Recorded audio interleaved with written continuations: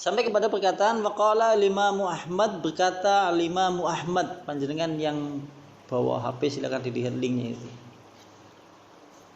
Sungguhnya telah berkata yaitu Imam Ahmad, hadatsana telah menyebutkan kepada kami yaitu Ali bin Ishaq, yaitu Ali bin Ishaq telah memberitahu kepada kami Abdullah, telah memberitahu kepada kami Abdurrahman bin Yazid bin Jabir, telah memberitahu kepada kami Ismail bin Ubaidillah dari Karimah binti Al-Hashasi Al-Muzanniyah.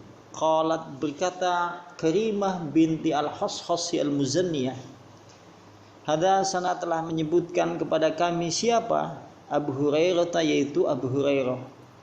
Annau, sesungguhnya dia Abu Hurairah sami'an telah mendengar Rasulullah sallallahu alaihi wasallam yaqulu, bersabda, qala Allah taala, Allah berfirman, berarti hadis qudsi, ana ma'abdi, ana diriku, kata Allah, ma bersama abdi hambaku, ma selama dakaroni dia ingat kepadaku, wa taharrakat dan selama pula dia itu tergerak, bi untukku, apanya yang tergerak untukku, syafatahu yaitu kedua lisannya.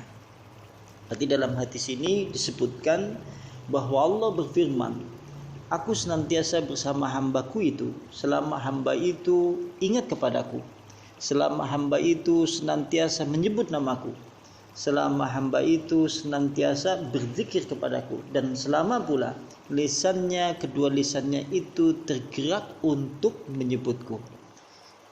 Kemudian berkata yaitu Ibnu Katsir, wahada hadis itu kaqaulihi ta'ala, sebagaimana firman Allah Subhanahu wa taala yaitu surat An-Nahl ayat 127. Di sana Allah berfirman, innallaha ma'al ladzina taqaw wal ladzina hum muhsinuna.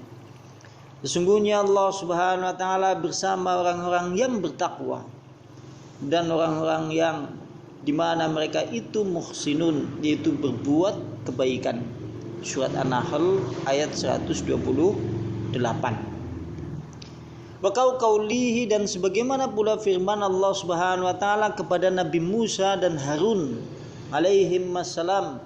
Mudah-mudahan keselamatan senantiasa kepada Musa dan Harun. Allah berfirman, innani ma'akuma asma'u wara. Sesungguhnya aku Allah ma'akuma, senantiasa bersamamu, yaitu Harun dan Musa. Asma'u, aku mendengar, wara, dan aku melihat. Surat Toha ayat 46. Wal muradu min hadza, maka yang dikehendaki dari ayat tersebut dan hadis yang di atas, annahu ta'ala, sungguhnya Allah Subhanahu wa taala la yuhibbu du'a da'i.